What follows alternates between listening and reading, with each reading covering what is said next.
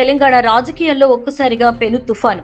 నిన్నటి వరకు ఆంధ్రాకే పరిమితం అనుకున్న పొలిటికల్ వార్ ఇప్పుడు హైదరాబాద్ వేదికగా సంచలనం సృష్టిస్తోంది.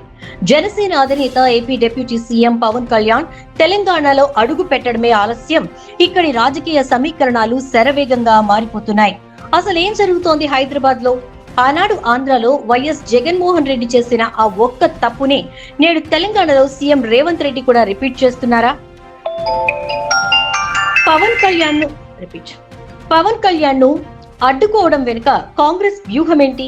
అసలు జనసేన ఆఫీషియల్ పేజ్ నుండి వచ్చిన ఆ ఒక్క ట్వీట్ రేవంత్ సర్కార్ గుండెల్లో ఎందుకు రైళ్లు పరిగెత్తిస్తోంది?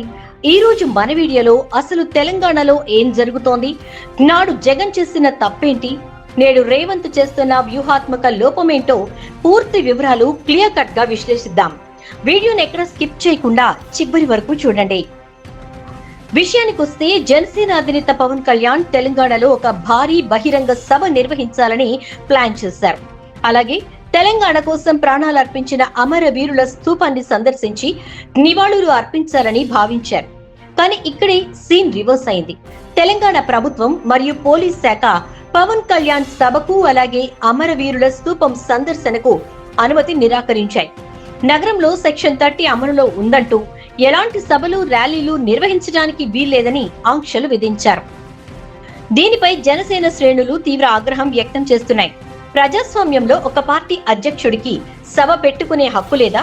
అమరవీరులకు నివాళులు అర్పించే స్వేచ్ఛ కూడా లేదా అంటూ కాంగ్రెస్ ప్రభుత్వంపై మండిపడుతున్నారు. సరే, సభకు పర్మిషన్ ఇవ్వకపోతే పోయింది, కనీసం మీడియా ముందు తన ఆవేదనను, తన పొలిటికల్ స్టాండ్ ను పంచుకోవడానికి సాయంత్రం 4 గంటలకు పవన్ కళ్యాణ్ ప్రెస్ మీట్ ఏర్పాటు చేశారు. అయితే ఈ ప్రెస్ మీట్ ని కూడా పోలీసులు అడ్డంకులు సృష్టిస్తున్నారా లేక అనుమతిస్తారా అనే ఉత్కంఠ సర్వత్రా నెలకొంది. సరిగ్గా ఇక్కడే జనసేన పార్టీ తన అఫీషియల్ సోషల్ మీడియా హ్యాండిల్ నుంచి ఒక అత్యంత సెన్సేషనల్ ట్వీట్ వదిలింది. ఆ ట్వీట్ చూసిన తర్వాతే రేవంత్ రెడ్డి ప్రభుత్వం కూడా అలర్ట్ అయింది. ఇంతకీ ఆ ట్వీట్ లో ఏముంది? జనసేన పార్టీ 2022 అక్టోబర్లో విశాఖపట్నంలో జరిగిన ఒక పాత సంఘటనకు సంబంధించిన ఫోటోను షేర్ చేసింది. నాడు ఏపీలో వైఎస్ జగన్మోహన్ రెడ్డి ముఖ్యమంత్రిగా ఉన్న సమయంలో పవన్ కళ్యాణ్ ఉత్తరాంధ్ర పర్యటనకు వెళ్లారు. అప్పుడు విశాఖ ఎయిర్పోర్ట్ లో మంత్రుల కాన్వాయ్ పై జన సైనికులు దాడి చేశారంటూ పోలీసులు జనసేన నేతలపై కేసులు పెట్టారు. పవన్ కళ్యాణ్ కు నోటీసులు ఇచ్చారు. అంతేకాదు, పవన్ కళ్యాణ్ ను హోటల్ రూమ్ కే పరిమితం చేస్తూ బయటకు రాకుండా గృహ నిర్బంధం చేశారు. నాడు విశాఖలో పవన్ ను హోటల్ లోపల బంధిస్తే బయట ఏం జరిగిందో గుర్తుందా? వేలాది మంది జన సైనికులు, అభిమానులు, సామాన్య ప్రజలు ఆ హోటల్ చుట్టూ చేరారు. దాదాపు 48 గంటల పాటు ఆ ప్రాంతం మొత్తం జనసంద్రమైంది. పోలీసుల ఆంక్షలను ధిక్కరిస్తూ ప్రజలు పవన్ వెనుక నిలబడ్డారు. ఇప్పుడు అదే ఫోటోను జనసేన ట్వీట్ చేస్తూ దేనికైనా సిద్ధం. నాడు జగన్ నన్ను నిర్బంధిస్తే ఏమైందో నేడు రేవంత్ రెడ్డి నన్ను అడ్డుకుంటే అదే రిపీట్ అవుతుంది అంటూ ఇండైరెక్ట్ గా అత్యంత పవర్ఫుల్ వార్నింగ్ ఇచ్చారు. ఇప్పుడు అసలు విశ్లేషణలో వద్దాం. రాజకీయాల్లో ఒక సామెత ఉంది, శత్రువును ఎంత ఎక్కువగా తొక్కాలని చూస్తే వాడు అంత వేగంగా పైకి లేస్తాడు. నాడు వైఎస్ జగన్ సరిగ్గా ఇదే తప్పు చేశారు. పవన్ కళ్యాణ్ ను పదే పదే వ్యక్తిగతంగా టార్గెట్ చేయటం, విశాఖలో నిర్బంధించటం, మంగళగిరి ఆఫీస్ కి వెళ్లకుండా అడ్డుకోవడం, ఇవన్నీ పవన్ కళ్యాణ్ కు ప్రజల్లో విపరీతమైన సానుభూతిని తెచ్చిపెట్టాయి. పవన్ ఒక విక్టిమ్ అనే భావన జనాల్లోకి వెళ్ళింది. పవన్ కళ్యాణ్ కేవలం ఒక సభ పెట్టాలని చూస్తే దానికి పర్మిషన్ నిరాకరించి పోలీసుల్ని అడ్డుపెట్టి ఆయన్ను హైలైట్ చేస్తున్నారు. పవన్ ను ఎంత ఎక్కువగా అడ్డుకుంటే మీడియాలో అంత ఎక్కువ స్పేస్ దొరుకుతుంది. జనాల్లో కూడా పవన్ కళ్యాణ్ అంటే తెలంగాణ కాంగ్రెస్ ఎందుకు ఇంతలా భయపడుతోంది అనే చర్చ మొదలవుతుంది. అంటే నాడు జగన్ పవన్ కు ఎలాగైతే అనవసరమైన పొలిటికల్ మైలేజ్ ఇచ్చారో నేడు రేవంత్ రెడ్డి కూడా పవన్ ను అడ్డుకుంటూ ఆయన గ్రాఫ్ ను తెలంగాణలో పెంచడానికి స్వయంగా కారణమవుతున్నారా అనే అనుమానాలు వ్యక్తమవుతున్నాయి. అయితే ఇక్కడ నాణానికి ఒక్కో వైపు కూడా ఉంది. ఆంధ్ర రాజకీయాలు వేరు, తెలంగాణ రాజకీయాలు వేరు.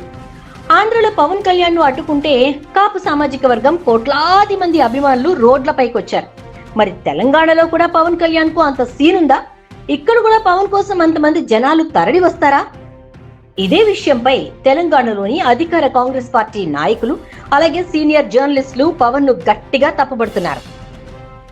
పవన్ కళ్యాణ్ గారు, మీ రాజకీయాలు ఏవో మీరు ఆంధ్రాలో చూసుకోండి, అక్కడ మీ రాజధానిని డెవలప్ చేసుకోండి, అంతేకాని తెలంగాణలో అనవసరంగా రాజకీయ లబ్ధి కోసం ఇక్కడ అలజడులు సృష్టించొద్దు అంటూ సీరియస్ కౌంటర్లు ఇస్తున్నారు. తెలంగాణ కాంగ్రెస్ నేతలు ఏ మాత్రం తగ్గడం లేదు. పవన్ కళ్యాణ్ ఇక్కడ సభలు పెట్టడం వెనుక ఏదో గుప్త అజెండా ఉందనేది వారి వాదన. కానీ గ్రేటర్ హైదరాబాద్ మరియు ఖమ్మం, నల్గొండ లాంటి ఆంధ్ర సరిహద్దు జిల్లాల్లో జనసేనకు పవన్ కళ్యాణ్ కు భారీగా ఫాలోయింగ్ ఉంది. ఇక్కడి అభిమానులు ఊరుకుంటారా అనేది ఇప్పుడు పెద్ద సస్పెన్స్. ఏదేమైనా సభ నుండి మొదలైన ఈ వివాదం ఇప్పుడు ప్రెస్ మీట్ వరకు వచ్చింది. మరికొద్ది గంటల్లో పవన్ కళ్యాణ్ ఏం మాట్లాడబోతున్నారు, తెలంగాణ ప్రభుత్వంపై ఎలాంటి బాణాలు వదలబోతున్నారు, ఒకవేళ రేవంత్ సర్కార్ గనుక పవన్ ను మరింత ఇబ్బంది పెడితే రేవంత్ రెడ్డికి పడుతుందా, లేదా తెలంగాణలో పవన్ కళ్యాణ్ పప్పులు ఉడకవా అనేది కాలమే సమాధానం చెప్పాలి. మరి దీనిపై మీ అభిప్రాయం ఏంటి ఫ్రెండ్స్? తెలంగాణలో పవన్ కళ్యాణ్ సభకు రేవంత్ రెడ్డి ప్రభుత్వం పర్మిషన్ నిరాకరించడం కరెక్టేనా?